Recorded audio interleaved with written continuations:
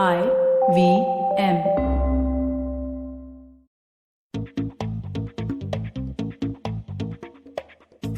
We often look at creators around us, right? People whose content we consume, people whose channels we follow, and we are just amazed by the amount and the quality of content they deliver.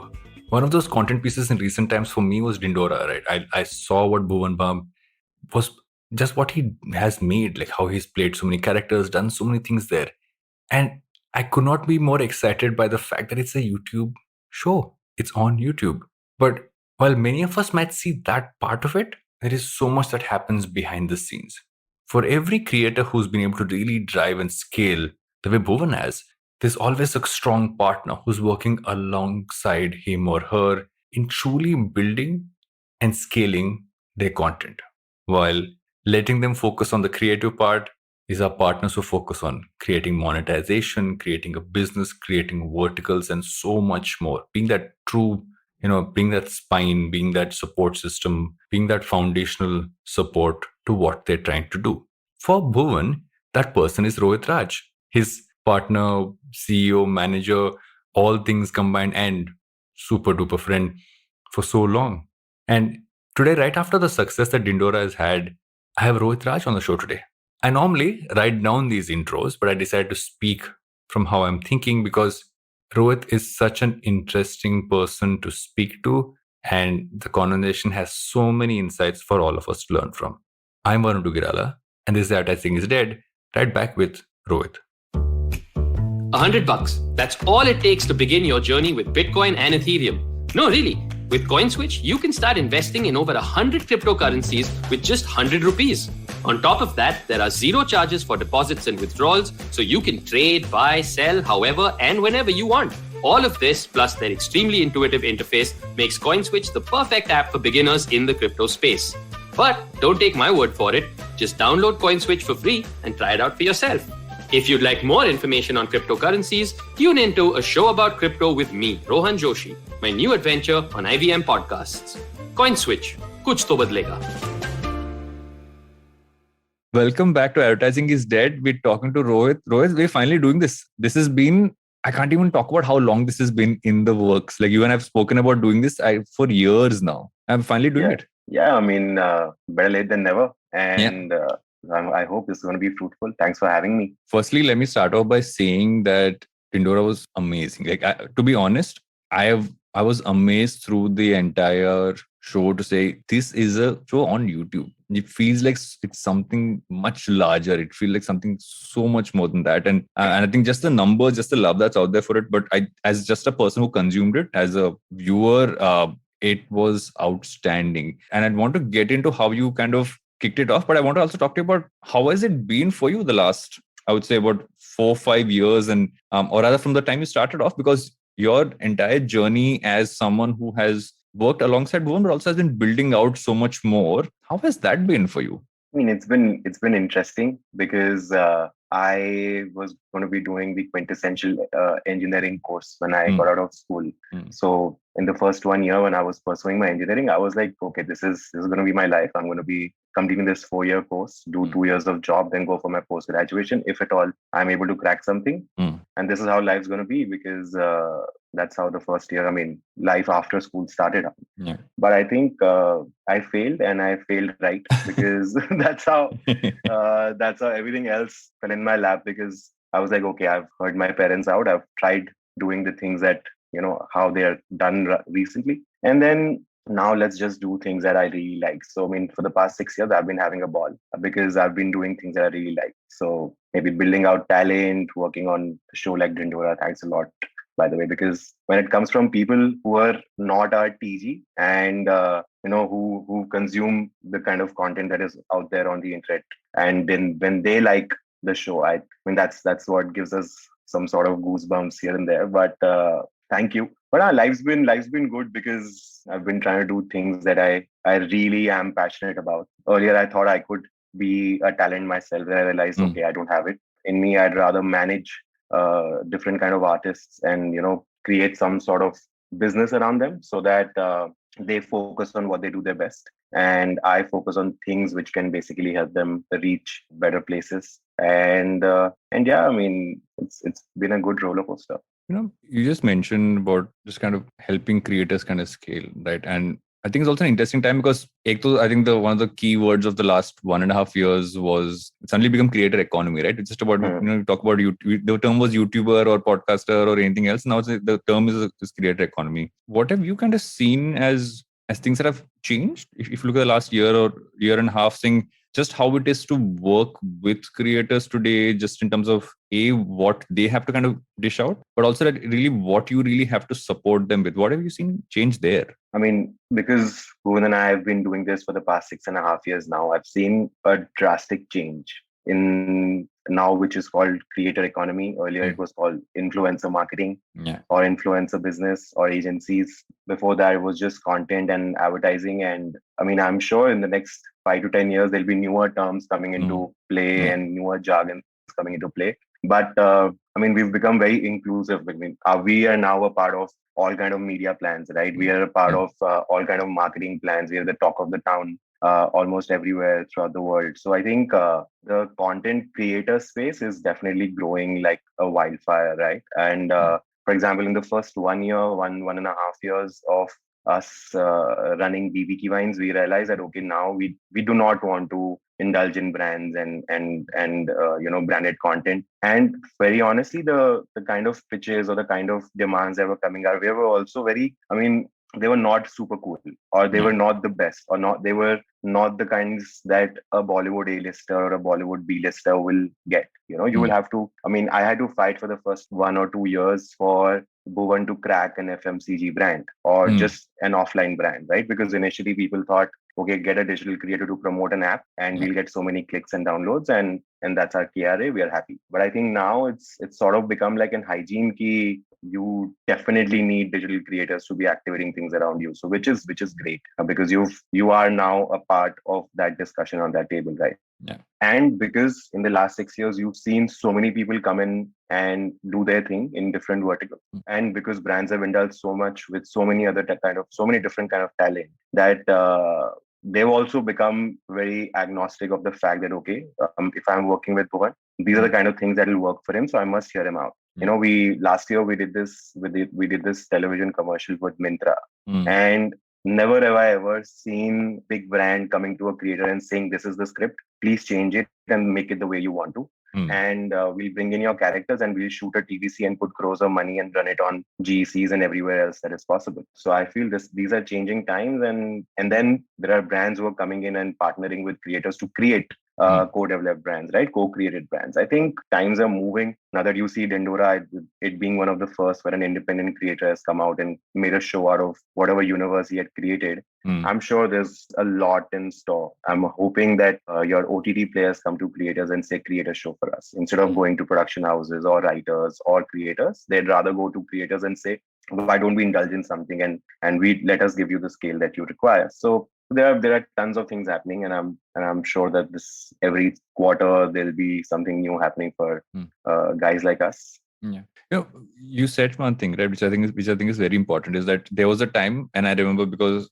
me coming from the agency side, where the tendency was to hand a creator a script the same way how you'd hand a talent a script, and you say, no, we've written it about in the way that you normally would speak. But I think there's a point when that shift happened where you're saying, okay, why do I have to tell you what your voice will sound like? Because you anyway make content, you can write that down. I think that was the point when all this changed, right? When suddenly, I don't know why it feels like common sense today. Yeah. But at that point of time, there was so many other factors, like, okay, there was the brand guidelines, and the brand only speaks this way, so you can't say these things. And I also think for a lot of brands, they had to shift from a talent mindset to a creator mindset, where with talent, you normally can tell them, they come in, they do the script, but here, this is a person who's actually creative, who's actually building that out. Plus, so also as a platform to distribute it, which was missing for quite some time. Yeah. And as you're doing that, I think there's a switch I saw, especially with what you guys achieved, right? Which is that Bhuvan went from being perceived as a creator to becoming a legitimate celebrity, almost bring him to that category of person.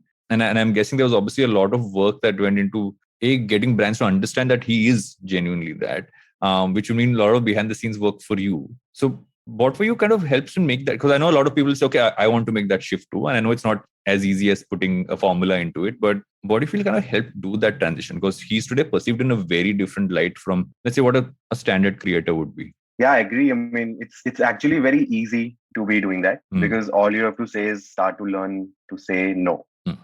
I think for the first 5 years, I would have said 9 no's out of 10. If I'm getting 10 deals that I have to discuss, I used to say no to almost every deal because the ethos did not match. Because Bhuvan and I decided these are the kind of stuff that we do. This is what keeps us organic. This is what also keeps our audiences happy. And Bhuvan and I, we come from a background where we'd want to make less money, but still want to be loyal to the partners that we have. So since the beginning, I think since 2018, we had started saying no, and out of the blue, we started getting endorsement deals. Because I cracked this strategy where I'd say, okay, you've been spending X amount of money on Bollywood talent, where they come for 2 days of shoot, and you create that ad, and you again spend money on distributing that ad on traditional medium, right, or on digital medium. I'd rather come and give you that 2 days. Plus, I'll give you so many other deliverables across my platform. And probably the deal value would be almost the same, but I'm giving you distribution, but plus creative, plus the face value that you require. Yeah. And within 6 months, we were sold out for the next 12 months, right? And that gave me more ease to say no, because once you're sold out or you're unavailable, right? Just how you see in the drop culture, when you're unavailable, it starts to create a kind of hype that you require, right? So I think that's what happened with us in 2018, and we started saying no to things that we did not want to do because we never got lured with the kind of money that was coming our way. We thought, okay, we are happy with this is the kind of content we put out. This is the frequency that we follow on our channel, and this is the maximum that we can commit to, And we got lucky. We got to partner with Tissot. We got to partner with Lenskart, the younger brands like Arctic Fox, Beardo, Mivi, and that became like a case study for the bigger brands like Myntra or the other brands that Bhuvan's partnered with recently. So yeah, I mean, one of course is to start to say no. The other is to keep like a good balance between organic and branded content, so that one, you're not accessible, not easy. I mean, you're not a sellout. That's what people or the audiences call a creator very easily. So you don't want that tag to come your way. And we've also faced it. Like if around, let's say, season time, when 4 brands will come to Bhuvan and say, listen, we need you to put out 4 posts, right? I think brands have been very nice to us. They've understood the fact that, okay, these guys work in a certain manner. Even if we don't do a post today, if he wishes to do it a week later, he'd give us maximum numbers, maximum engagement, and good kind of ROI. So yeah, I mean, there's few things we did unknowingly, knowingly, which worked for us, and I think 90% of the credit goes to Bhuvan, because the way he keeps himself up, the way he's super exclusive. You won't see him doing random things here and there. He would never put pressure on me to make money. He'd never put pressure on me to crack something. He's very patient. He hardly knows the kind of deal value that comes his way. He's like, if he's excited, he'll just jump into it. Yeah. So yeah, that, and then few partnerships we did with the likes of NBA, or we did something with World Economic Forum and things like that, and that I think worked in his favor and got him the kind of credibility that he has made till now. How has your, I wouldn't say role, but how have you seen yourself evolve over this period? Because I think that's one piece. To be honest, I'm a person who always has looked at the people who drive these things. Obviously, the creative is front and center. But as a person who has also worked on the back end for a large part of his career, I also always like to learn the journeys of the people who are driving it from the operational, from the business side of things. So how has your journey been? How have you seen yourself change and evolve?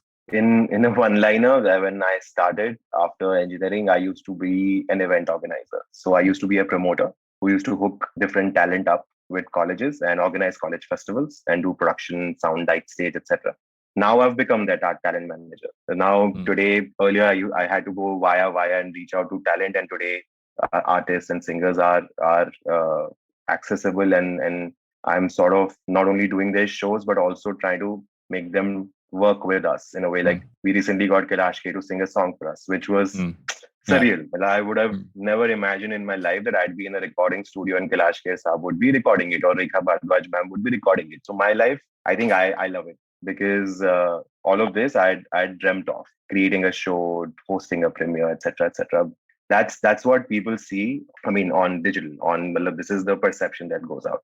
On the hindsight, which is behind the scenes, I think life's changed completely, because once you're a talent manager, once you sort of become like that watchdog, right? You become like that gatekeeper, who has to think about everything from two sides. I mean, you have to think of all the possibilities that are going to go after this conversation. If I'm talking to somebody, I have to evaluate, okay, what's going to come next. So it's sort of become crazy. And I've sort of become like a madman, because I don't know what exactly would come our way and when, and how you have to tackle it, because all of this is very new.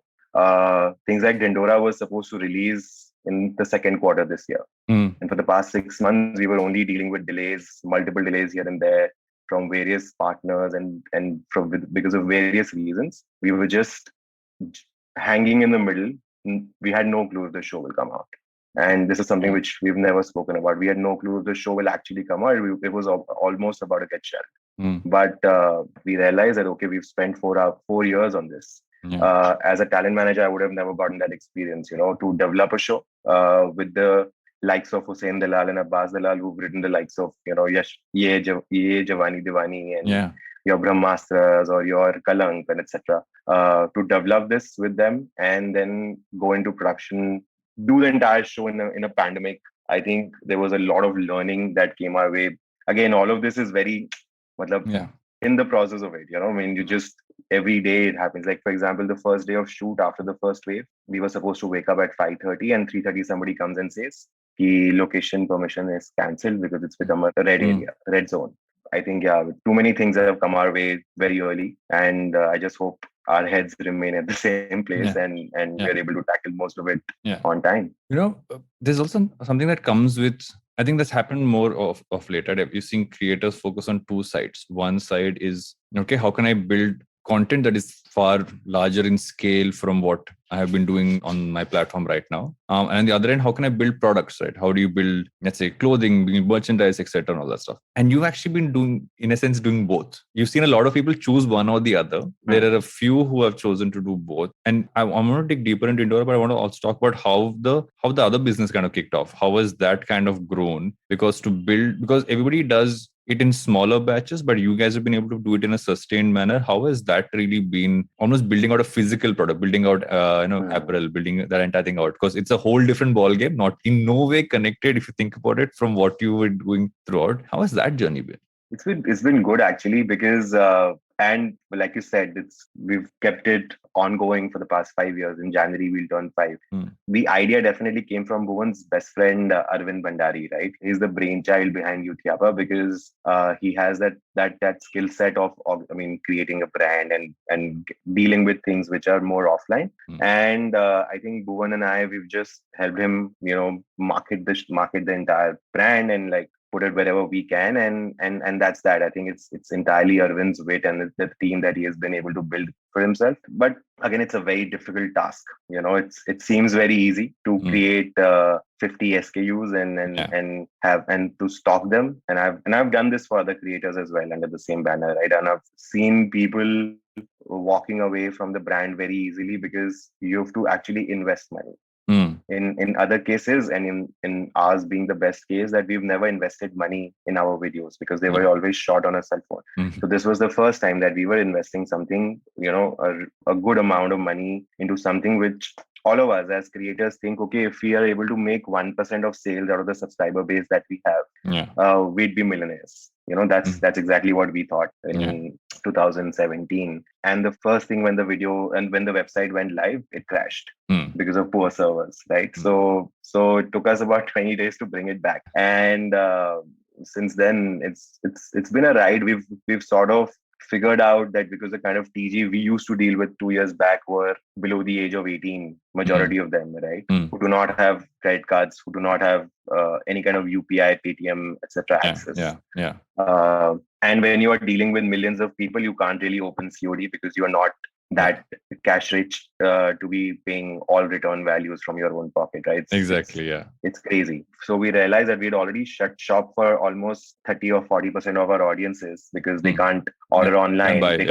they can't make the payment online, and all they can do is maybe order it via COD. And I've heard these stories where the parents have come to us and said, मेरे बेटे ने मंगा लिया था और जैसे घर पे आया तो हमें बोला कि इसके पैसे दे दो, फिर हमने तो मना कर दिया, इसलिए हमने वापस भेज दिया. So it's crazy, and because you're dealing with people who have access of internet almost everywhere in the country, right?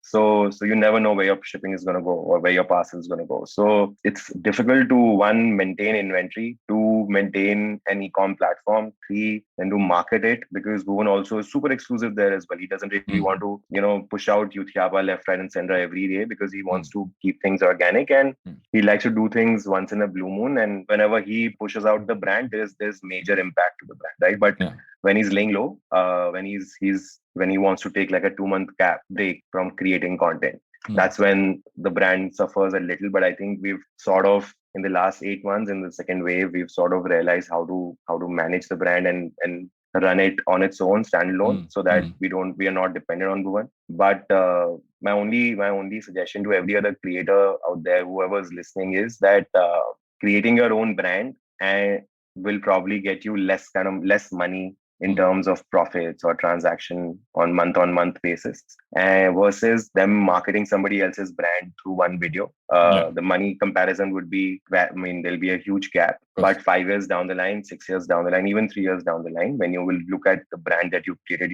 for yourself, you own, you would see there is a lot of value that you're able to build around that brand. And if after 5 years you will evaluate the kind of value that you've built around this brand, right, the kind of scale that you've gotten it to versus the amount of brand endorsements that you've done, then there'd be a huge gap there. So which I believe a lot of creators don't understand, because they feel they'll order 500 t-shirts, they'll sell those 500 t-shirts and make 500 rupees profit on each t-shirt and make 2.5 lakh rupees, and they'd be happy. You cannot sell 500 t-shirts just like that. Two, you don't make that profit right away. Three, it'll be very insignificant versus the kind of brand deals that you do. So yeah, it's a matter of perseverance and patience, and it definitely grows. And as you're kind of building out Artist Adi, right, how has that been for you? Because, when you have been almost the core partner for one creator, as you're kind of spreading that out, how has that been for you as a, just kind of, I don't know. In one end, it could be, okay, it's simple, it's pretty much doing the same thing. But I'm guessing it would also have some unlearning of saying, okay, I understood one personality, these are many more personalities. So how has that been? It's actually more difficult than dealing with Bhuvan, because Bhuvan's not the quintessential talent that we know of. He's one rare person that you would meet, right? So, and every other talent would want to do more shows, would want to do more brand deals, would want to make more money, and on top of that would also be very lazy. Bhuvan's not like that. Bhuvan, if Bhuvan has his head at the right place, he'd read script, shoot, edit, and release a video within 6 hours. Versus my other talent, they're all music talent, so they take their own sweet time to first group up, because they're all bands and bigger groups. So they'll first group up, then think of jamming, and then probably deviate into something which is more fun and not work. And then eventually it'll take about a month for them to create an audio, and another month and a half to create a video, and then they would think of how to release it. And so it's a long sort of a journey with them. It's a lot of investment, because in Bhuvan's case, you would get deals coming your way. And Artist Academy, the whole nature behind Artist Academy is to empower fresh and new talent. So 4 years back when we started that, we were only onboarding talent who I knew were great for the stage and had to prove to their parents that, okay, we can make money out of art. We don't really need to do your typical job. So that's why I started Artist Academy. That's why it gives me the most amount of happiness in life, because I was in the same space 5 years back, and I needed somebody to hold my hand and help me make money and prove a point to my parents, right?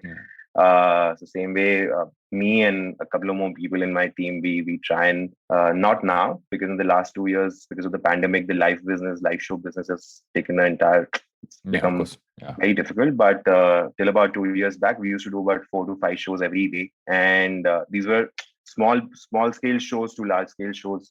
All kinds of shows that we could actually be a part of. We used to do we still do great brand deals. We've identified few talent who are very different. So there's this guy who's a beatboxer, right? He's India's first folk beatboxer. Nice. I met him about 7 years back where I was in a college, and I was talking to the students there, and he came out of the audience and blew everybody's minds. I was like, "You're amazing, and I definitely want to work with you." And that's the kind of relationship I have with him. Then there is this guy who's called Nox Artist, and I know him since more than about 12 years now. Okay. And I've been a part of his journey since his beginning. So since he had about 200,000 subscribers now, close to about 4 million. But we've been friends, and I've been their CEO. It's not like I'm their manager or my team member is their manager. I'm their CEO. I look after everything else that is happening other than content at their end. And we used to try get them shows so that monthly revenue sort of keeps going on. And then we used to try get them brand deals so that they could basically scale their brand up. That's what we used to do for them. We're doing this now for fewer talent, but the idea is to only do it for fresh and brewing talent, and not somebody who are already established and are talk of the town. That's not the idea there. You mentioned that you're the CEO, not the manager. And I think that's a very important distinction, right? Because I think the problem with anybody who works with any person who's categorized, let's say, influencer, creator, talent, etc., that word manager, I think most times does disservice to what they actually do, because you do so much more. So if I were to define for someone, and I also think this, because a large part of the audience here also is people who are figuring out what their career should be. And in many ways, I even got a few messages in the past saying, okay, I actually, like sometimes when you ask a guest, what does this career entail? I make my parents maybe listen to that part of it. It helps me define what I want to do. So how would you define this? Like what you do in terms of because many of people will end up being the CEO of a creator rather than the manager. How is that differentiated, and what does it involve? When you're I don't know, I could be wrong, and people from my industry might just kill me by here after sharing. But I just feel that managers are those who are just managing schedules and dates and are facilitating the talent's need on day-to-day basis. And CEOs or COs or business partners are those who know that, okay, my asset is my talent. Bhuvan hates the word talent, so my asset is the creator who I work with, who's my business partner, and I have to think of all means and ways of how can I take his talent and his skill set or whatever he does best to more number of people or to more platforms or to more mediums, right? Once till the time I'm only restricted to facilitating to Bhuvan's needs or to Divyansh's needs or to Nox's needs, I'll only play a job of a manager, right? How you have your typical managers in the office who are facilitating things because you've been asked to do so. Versus when you're working as a business partner, or if you're working as a CEO, you will think 2 steps ahead and try and facilitate a better life or a better work life for the business partner. So that's the thin line. For example, if I would have been a manager, this Dhindora would have been produced by some big production company. Some big production company, and Bhuvan would have just given his creative, and things would have rolled very easily.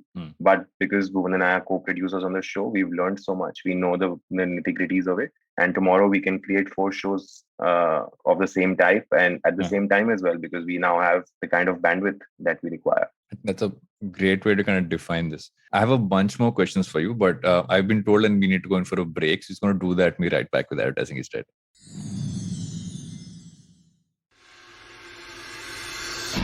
If you're a cricket fan, check out Edges and Sledges, India's favorite cricket podcast. The podcast focuses on Indian cricket, the IPL, and has a ton of banter both on and off the field. We talk about the week's biggest cricket stories with current and ex-international cricketers, coaches, or sometimes just between us. And it's hosted by me, DJ. Me, Varun. And me, Ashwin. New episodes release every week. You can catch us on the IVM Podcast's website, app, or wherever you get your podcasts from. Check out the Edges and Sledges Cricket Podcast.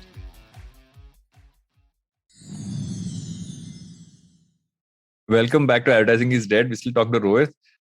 One of the things about creating a large scale show is not just what you learn in creating it, but also how you then kind of see how you can do a lot more of it. And I think after you do the first one, when you realize many of the mistakes, you also realize that, okay, this is how you can do it at scale. So how is that panning out? I know there are a bunch of shows planned. There's a lot of stuff happening there. How are you guys looking at life post Dhindora, if I can call it that, in terms of just the properties you're coming up with, how you're structuring it? And because that's a whole another world to kind of explore.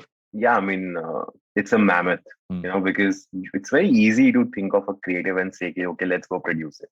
Yeah. But once you're on it, it brings so many hurdles and so many lessons that we learned, right? And for us, it was very new because we've never worked with a production house. We've only done like 6 or 7 music videos, which again are I mean, it's less. I mean, it's super easy to create a music video versus creating something which has dialogues and can go anywhere. And yeah, I mean, it was very new because initially we were dealing with a platform and a giant and trying to close our contracts on time and get this right kind of accesses and things which we require as a talent. Etching all of that out in a contract and getting everybody to agree to it is difficult. And also, once you're doing it for the first time, it's also like learning. So whenever you're in a meeting and you have 6 more people there, you have to sort of take a backseat and apologize also multiple times because you probably don't know if you've said the right thing or not. So yeah, that happened with us because we were told to make the show in 2019, but only in 2018 rather. And only in 2019 made we realize, okay, now is the time we must, buckle up and get a team in place and start writing the show because it's a big opportunity. Why are we letting go of it? And since then, there have been so many things that we had to step in as creators, as producers that I would have never imagined. I would have never imagined waking up at 9 a.m. And going for a DI session, coloring coloring the show myself because my DOP wasn't available for that week and the show had to come out in the next 1 week.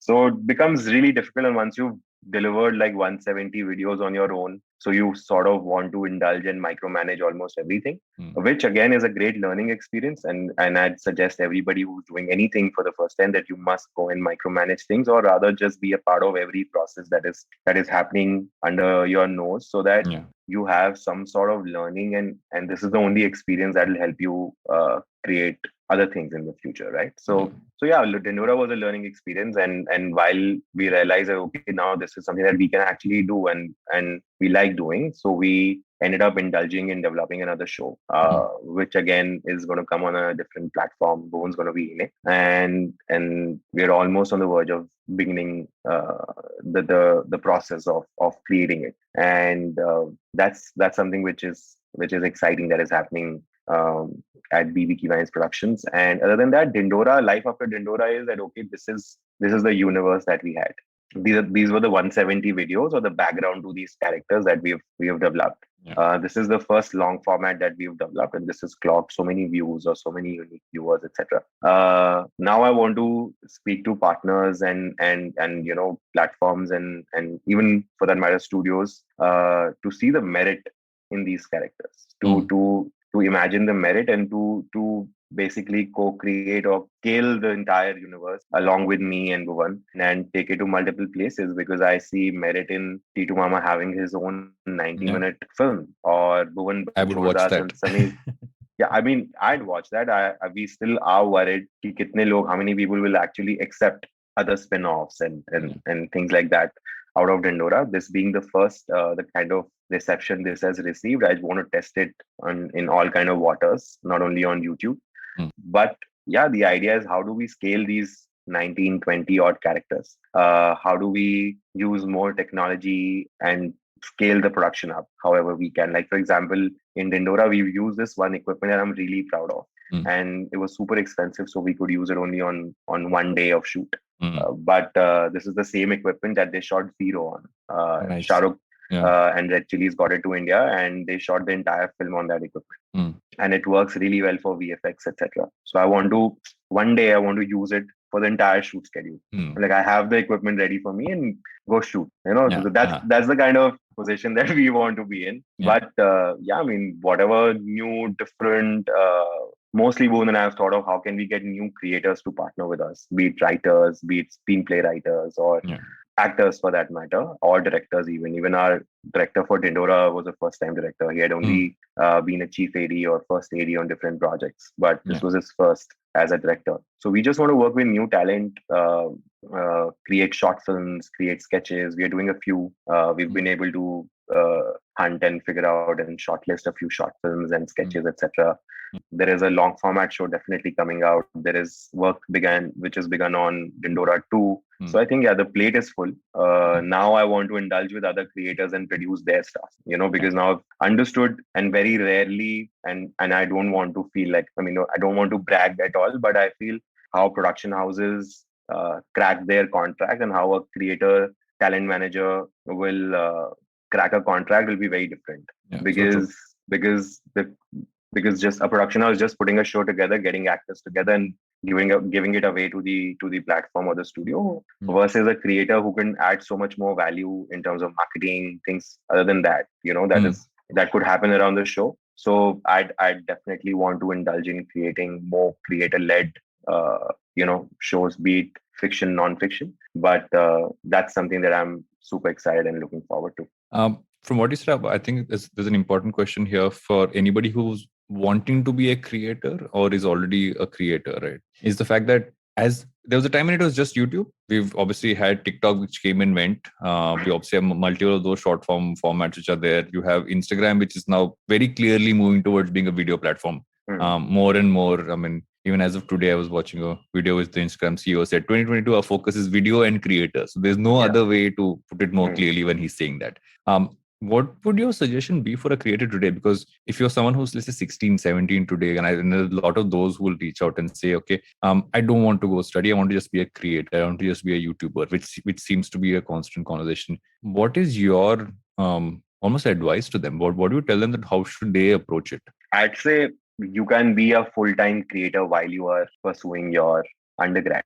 I mean, your studies, or nothing will obstruct or be a hurdle if you want to be a creator, because it totally depends on the kind of genre one wants to indulge in. I mean, if you're a gamer, if you're a comedy creator, if you're a dance creator, if you're a singer, I think if you're looking to target platforms like Instagram, YouTube, or your short video platforms, you can be anywhere and you can become a creator. I'd always suggest go do that undergrad, because the kind of experience that you would get in that 3 to 4 years is the kind of experience that will reflect in your content 5 to 10 years down the line, right? When you see creators like TVF, all of them come from a very engineering or that kind of a padhai, or that kind of education system that they've all followed, which reflects in their content. Versus if you'd see Bhuvan, who's done history honors and has studied in Delhi University and has lived in Delhi, is what reflects in his content. So I think that 1 year of engineering, which I proudly feel I happily failed, because that 1 year taught me the most, right? Because I feel, and this is not as a talent manager or a creator or anything, I feel once you're studying till the class 12th, unless you are changing cities or changing schools, you are a part of the same kind of people. You're the part of the same herd. So the kind of experiences that you get till about 12th grade is very mundane. It's the same, right? It won't change your life. It won't blow your mind, because everybody's trying to do some things which are happening around them, and that's that. Once you go to a different province, or you go to a different college, or if you go to a university, or are living in a PG kind of a situation, or a hostel, that's where you will see people coming from different spaces of our country, right?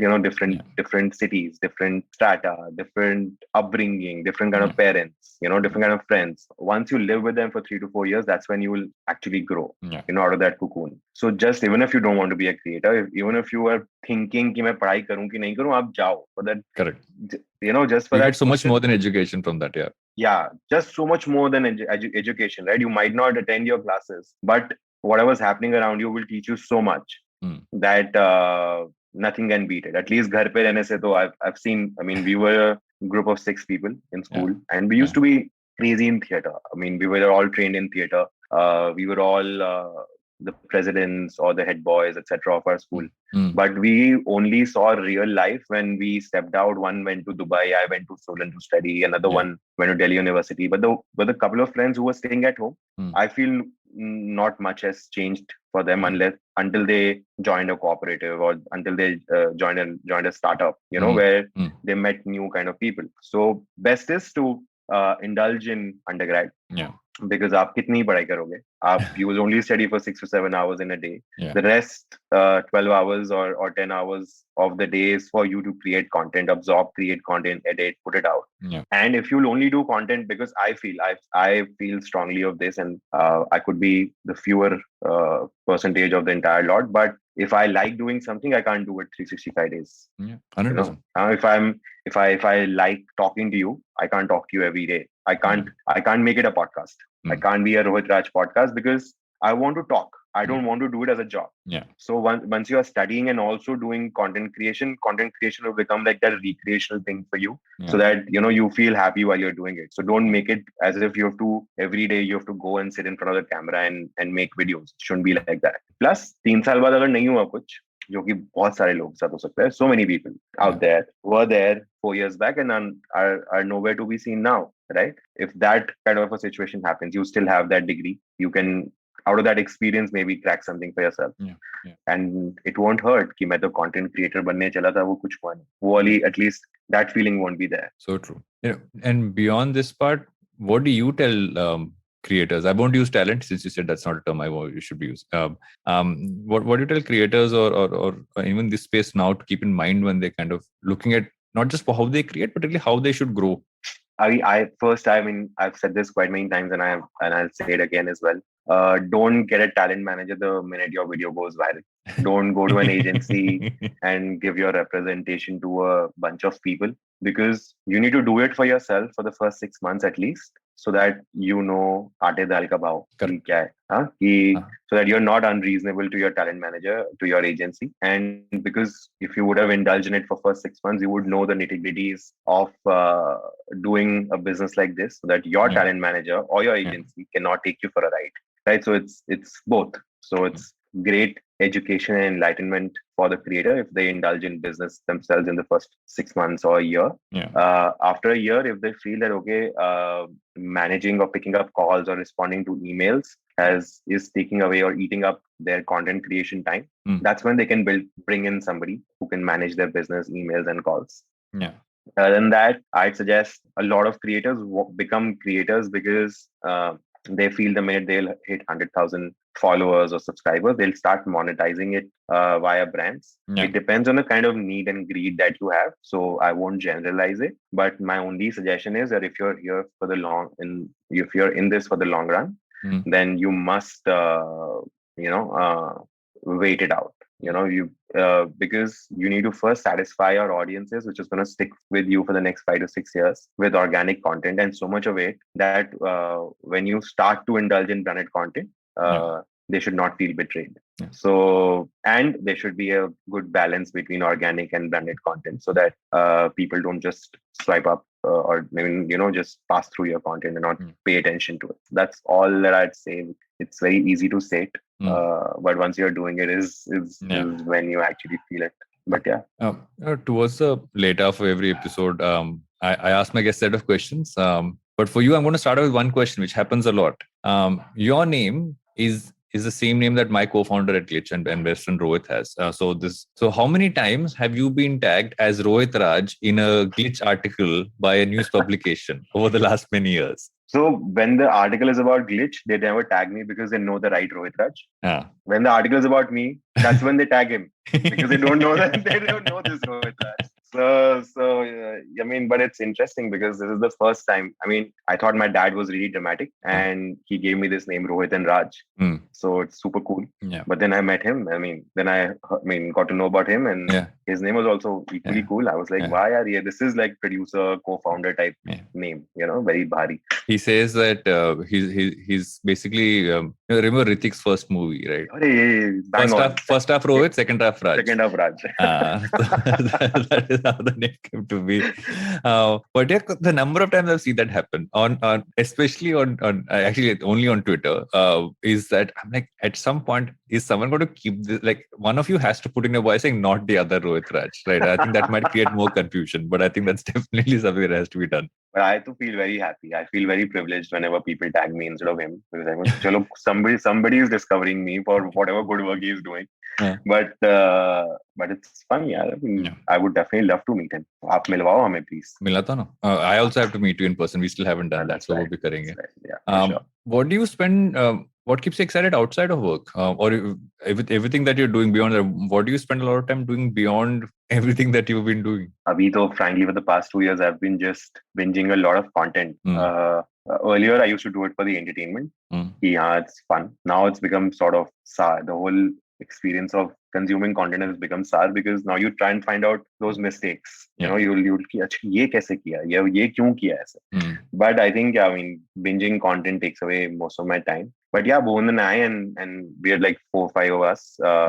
We have this small pad in Mumbai. We just sit and we just talk and we just laugh the entire night, or we just go out on drives. Raat mein. I think that's what keeps us happy. खिड़कियाँ नीचे करके बारिश हो रही है, and we're just roaming around Mumbai. We go to Kolaba town and come back. But that's all that I do other than working, because when you're a manager, you wake up to a call and you sleep after a call. It's a nightmare. But this is all that I do. Watching content and like having fun with whatever amount of fun that we can have amongst the 6 of us that we are. What have you consumed recently that you enjoyed in terms of content or anything else? Last night I slept. I knew that you were going to ask me, so I watched this. Don't Look Up. So halfway through it, I slept. I found it really interesting. I was really. So the halfway point is when it slows down a little bit. When I was also like a kheech rahe, and then something happens and it flips. So even I halfway through was starting to get, okay, they're stretching it. It's feeling longer. And then it just like the last part actually hits you very hard. The first half is very like first half I've seen. First half is very mockumentary. Second half gets very like it hits you. Nice. It's what the second part is actually what I enjoyed more than the first half of the thing, because it becomes too much at some point. Today is when I'm going to finish Don't Look Up, but I watch everything, whatever is Hindi. I mean, of course, I watch English stuff as well. It's not like I'm not cool, but I watch everything that comes is out not of about India. being cool. You should watch all things. But mera ye hai ki whatever comes out of India, I have to watch. Be it good, bad, bura. Because I just feel ki somebody would have put in 6 months in creating this, or maybe more than that. And so I watched Aranyak, if that's how you pronounce it. I watched it on Netflix. Really liked it because it was something different than what is happening on the internet. And a couple of more things. I watched this show called Decoupled because this is something that I watched 2 days back. But yahi sab main abhi to recently. This is all that I've been able to. And I watched 83 and I really liked it. I'm still trying to get a chance to go see it. I'll hopefully see it before the week is over. Yeah, please do that, because then they'll shut all. Before they do that, I want to go. Please. It's a great film. I think that film has shown cricket in the most realist form. And the fact that you've been hearing this story for the past so many years and you have no visuals of it, right? Like all you've read is on the internet or in the newspaper, and that's all. They just talk about it. So the way they've put it all together, I think. And so my last question is generally a spin on the name of the show, which is basically, I'm just trying to think of what it should be for you. Why do you think the need for a CEO for a creator will not die? Because I mean, no brand can function without a CEO, right? That's what I feel. Like no product, you cannot sell a product without a CEO or a COO. So a creator is sort of like a product. It's an asset. It's like any kind of brand. So if you want to scale to a brand, if you want to scale to be one of the biggest brands in the business, then I think you definitely need a CEO, because you can only do so much in 24 hours every day. Thanks so much, Rohit. Thanks for doing this. I'm happy we finally did it. hopefully be the first of many times we bring you onto this show over the next couple of years. But I'm happy you did, and thanks for coming on Advertising Instead. Thank you. Thanks for having me. If you like this podcast and you want to listen to more podcasts like this, head over to the IVM Podcast website or app or wherever you get your podcast from and look at all the podcasts that IVM makes. There's some really fun stuff there.